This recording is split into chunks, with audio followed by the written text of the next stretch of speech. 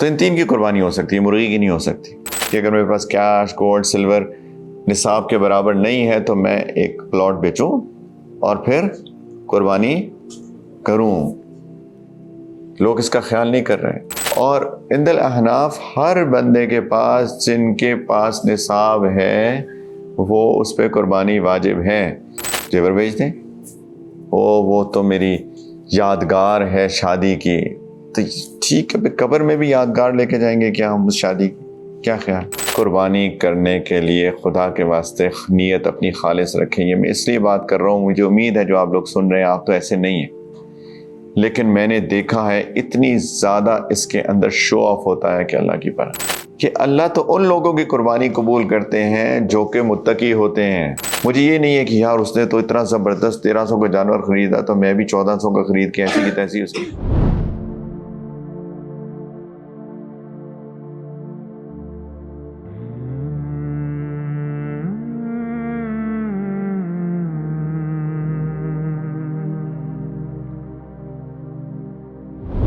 اور قربانی کیسے کریں؟ سوال یہ پیدا ہوتا ہے۔ قربانی کے لیے یا اونٹ کی قربانی ہو سکتی ہے، یا گائے کی قربانی ہو سکتی ہے، یا بکرے کی قربانی ہو سکتی ہے، یا اس کے ایکویلنٹ جو ہوتے ہیں بکرا، یعنی بکرا، بھیڑ، تو یہ قربانیاں ہو سکتی ہیں۔ اور گائے کے بھی جتنی اس فیملی کے ہیں، گائے، بھینس وغیرہ، ان سب کی قربانی ہو سکتی ہے۔ ان تین جانوروں کی قربانی، اونٹ کی، گائے کی، یعنی اور یا اس جیسے جانور جو ہیں بھینس وغیرہ، اور بکرے کی، بھیڑ، دمبے کی وغیرہ، تو ان تین کی قربانی ہو سکتی ہے، مرغی کی نہیں ہو سکتی۔ کس پہ قربانی واجب ہے؟ سوال یہ پیدا ہوتا ہے۔ اس کے لیے فقہا نے بہت تفصیل لکھی ہوئی ہے، لیکن میں آپ کو مختصراً بتاتا ہوں کہ قربانی واجب ہے ہر اس شخص کے اوپر جس کے پاس یا تو نصاب جتنا پیسہ ہے۔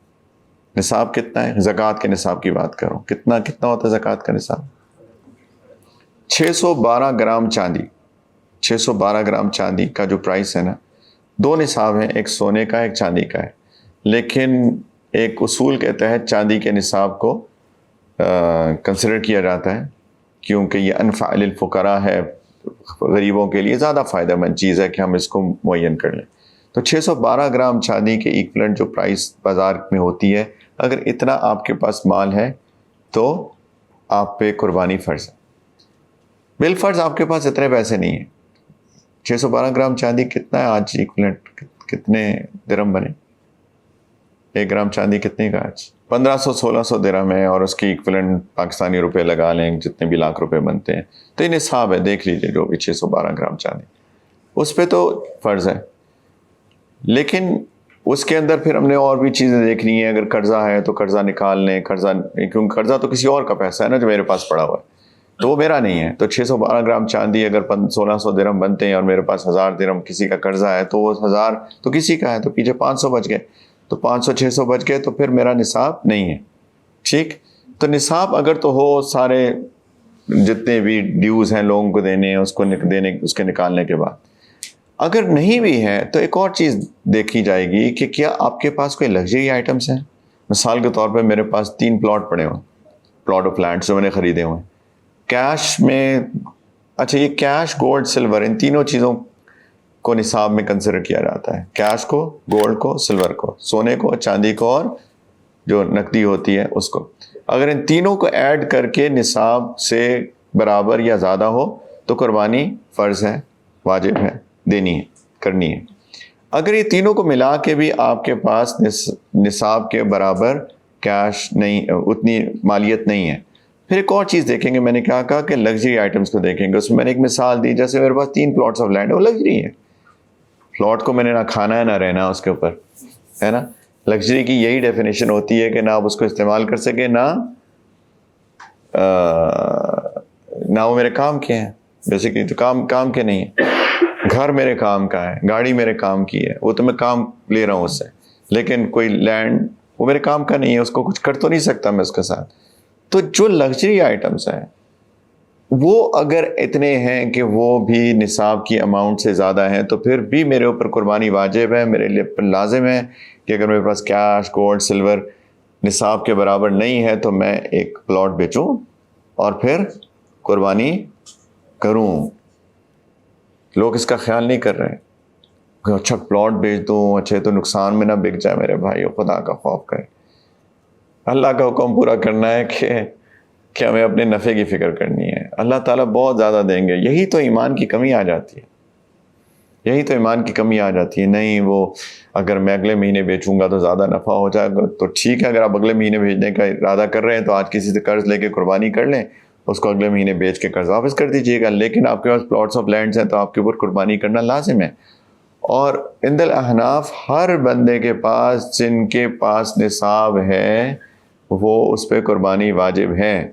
اگر آپ کی بیگمات کے پاس, بیوی کے پاس سونا ہے, زیور ہے, جس کی مالیت 612 گرام چاندی سے زیادہ ہے, تو آپ کی بیوی کے اوپر بھی قربانی واجب ہے, وہ بھی کرے الگ سے. اور ہر بالغ بچے پر بھی ہے اگر اس کی سیونگز میں 612 گرام چاندی کی مالیت سے زیادہ نصاب موجود ہے, یا اس کے پاس لگژری آئٹمز پڑے ہوئے ہیں جن کی مالیت 612 گرام چاندی سے زیادہ ہے. ہر انڈیویجول پہ قربانی ہے عند الاحناف. تھوڑا سا اختلاف ہے, ایک ہی اختلاف ہے, لیکن میں اس اختلاف میں نہیں جا. تو بھائیو قربانی کریں, آپ کی بیویاں بھی کریں. کئی خواتین یہ کہتی ہیں ہمارے پاس تو کیش ہی کوئی نہیں, ہم زکوٰۃ کیسے دیں, ہم قربانی کیسے کریں, میرے پاس کیش نہیں ہے. تو پھر زیور ہے تو زیور بیچ دیجئے, زیور بیچ دیں. وہ تو میری یادگار ہے شادی کی. تو ٹھیک ہے, قبر میں بھی یادگار لے کے جائیں گے کیا ہم اس شادی کی؟ کیا خیال؟ کہیں گے کفن میں ایک طرف یادگار نمبر 1 رکھنا, دوسری طرف یادگار نمبر 2 رکھنا. وہ میرے ہسبینڈ نے مجھے پہلی اینیورسری پہ دیا تھا. تو پھر اب اسی ہسبینڈ نے جس نے دیا تھا ان سے تھوڑی منت سماجت کریں کہ بھائی اب تھوڑا کیش بھی دے دے تاکہ میں قربانی کر لوں. لیکن کرنی ہے, جو بھی کریں کرنی ہے, واجب ہے, لازم ہے آپ کے اوپر کہ آپ کریں. واٹ ایور ہے, جیسے بھی. اتنے جذبات ان زیوروں کے ساتھ نہ لگا دیں کہ ہم اللہ کے حکم کو چھوڑ دیں. تو پلیز قربانی واجب ہے ان سب کے اوپر جن کے اوپر نصاب, جن کے پاس نصاب کے برابر رقم یا سونا یا چاندی موجود ہے, یا ان کے پاس لگژری آئٹمز ہیں. اگر یہ چیز نہیں ہے, کیش گولڈ سلور نہیں ہے, اگر لگژری ان کے پاس اتنی ہے, لگژری آئٹمز اتنی ہیں کہ ان کی قیمت نصاب سے زیادہ ہے, تو ان پہ قربانی کرنا واجب ہے. اور ہر بندہ قربانی کرے. اور قربانی کے لیے جانور خریدیں یا اونٹ. اچھا, اونٹ جو ہے وہ 7 لوگوں کی طرف سے کافی ہے, اور جو گائے بھینس وغیرہ ہے وہ بھی 7 لوگوں کی طرف سے کافی ہے. یعنی 7 لوگ اس میں شیئر کر سکتے ہیں. مثال کے طور پہ ایک گائے لی ہم نے, تو گائے میں آپ 7 لوگ جو ہیں اس کے اندر شیئر ڈال سکتے ہیں.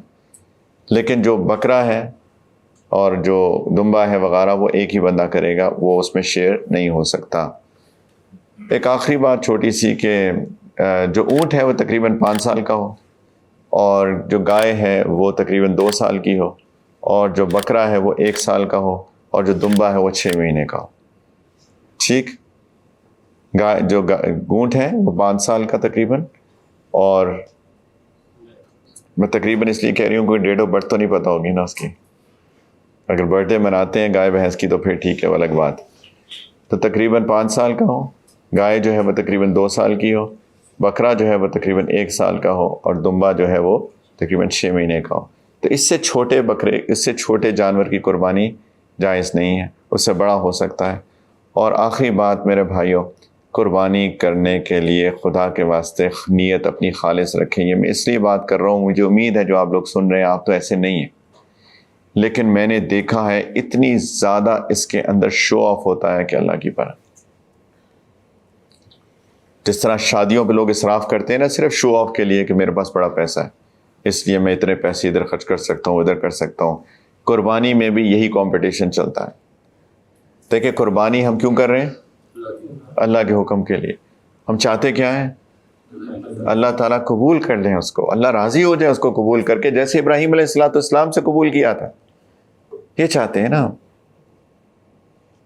اور انسان اگر ریا کرے, شو آف کرے, تو ریا جس چیز کے اندر داخل ہو جاتی ہے وہ تو قبولیت سے باہر ہو جاتی ہے چیز, وہ قبول نہیں ہوتی. لن ینال اللہ لحومها ولا دماؤها ولکن ینالہ التقوی منکم، اللہ کو نہ ان کا گوشت پہنچتا ہے اور نہ ان کا خون، لیکن اس کے پاس تمہارا تقوی پہنچتا ہے۔ آدم علیہ السلام کے 2 بیٹے تھے، حابیل اور قابیل، اور وہ بھی ایک قصہ ہے اس میں جائے بغیر، لیکن دونوں نے قربانی دی، دونوں نے قربانی دی۔ اللہ تعالیٰ نے سورۃ المائدہ کے اندر ذکر فرمایا کہ وَاتْلُ عَلَيْهِمْ نَبَأَ ابْنَيْ آدَمَ بِالْحَقِّ، کہ نبی صلی اللہ علیہ وسلم ان کے سامنے آدم کے 2 بیٹوں کا واقعہ ٹھیک ٹھیک پڑھ کر سنا دو۔ اذ قربا قربانا، جب دونوں نے ایک ایک قربانی کی تھی، جب دونوں نے ایک ایک قربانی کی، فتقبل من احدہما ولم یتقبل من الآخر، ان میں سے ایک کی قربانی قبول ہو گئی، دوسرے کی قبول نہیں ہوئی۔ کیوں نہیں ہوئی؟ خیر وہ جب کس کی نہیں ہوئی تو قال لأقتلنک، دوسرے نے پہلے سے کہا کہ میں تمہیں قتل کر دوں گا۔ تو پہلے نے کیا کہا کہ تمہاری اگر قبول نہیں، حسد میں کہا کہ میں تمہیں قتل کر دوں گا، میری کیوں نہیں ہوئی؟ تو دوسرے نے پہلے نے کہا پہلے نے کہا کہ انما یتقبل اللہ من المتقین، کہ اللہ تو ان لوگوں کی قربانی قبول کرتے ہیں جو کہ متقی ہوتے ہیں، تقوی سے قربانی قبول ہوتی ہے۔ تمہارے اندر تقوی نہیں تھا اس لیے تمہاری قبول نہیں ہوئی، میری اس لیے ہو گئی کیونکہ میں نے تقوی کے ساتھ قربانی کی تھی۔ تو جو بندہ تقوی، جس کے اندر تقوی نہیں ہو، شو آف ہو، ریا ہو، تو اس کی قربانی قبول نہیں ہوتی ہے۔ اللہ تعالیٰ کو نہ خون چاہیے نہ گوشت چاہیے، اللہ تعالیٰ بس تقوی دیکھنا چاہتے ہیں، میرا بندہ کتنے خوش دلی کے ساتھ، بوجھ نہیں سمجھتا، خوش دلی کے ساتھ میری خاطر، صرف میری خاطر اخلاص کے ساتھ قربانی کرتا۔ اس کے لیے میرے بھائیوں کوشش کریں کہ اپنی استطاعت کے مطابق اچھی قربانی کریں، شو آف کے لیے نہیں، خالصتاً لوجہ اللہ، لولے لنگڑے جانور کی نہ کریں۔ اس کے اندر اور بھی فقہا نے باتیں لکھی ہیں کہ جس کا سینگ بالکل ہی ٹوٹا ہوا ہے، یعنی جڑ سے اکھڑا ہوا ہے، اس کی قربانی جائز نہیں ہے۔ جو جانور چل ہی نہیں سکتا اس کی قربانی جائز نہیں ہے، جس کا کان کٹا ہوا ہے اس کی قربانی جائز نہیں ہے، یعنی عیبدار جانور اللہ کو دے رہے ہو، یہ کیسی قربانی ہوئی؟ اچھا جانور دو اللہ کی خاطر، اور جتنی استطاعت ہو اس کے مطابق ایک اچھا جانور خریدو۔ میں بار بار یہ بات کر رہا ہوں، اخلاص کے ساتھ اللہ کی خاطر، کسی کو نہیں دکھانا۔ میں جتنا کر سکتا ہوں، جتنا میرے استطاعت کے اندر ہے، میں 1000 درہم کا خرید سکتا ہوں، 1000 کا خرید کے کروں گا۔ اگر مجھے 1200 کا اس سے بہتر زیادہ صحت مند جانور ملے گا تو میں 1200 کا خریدوں گا۔ اگر نہیں میں 1200 افورڈ نہیں کر سکتا، میں 1000 کروں گا۔ It does not matter. مجھے یہ نہیں ہے کہ یار اس نے تو اتنا زبردست 1300 کا جانور خریدا تو میں بھی 1400 کا خرید کے ایسی کی تیسی اس کی۔ یہاں پہ اخلاص ختم۔ اپنی استطاعت کے مطابق جتنا کر سکتے ہیں اتنا اچھا جانور خرید کر اللہ کی خاطر مسنون طریقے سے جانور کی قربانی کریں میرے بھائیو، پلیز۔ لبیک اللہم لبیک،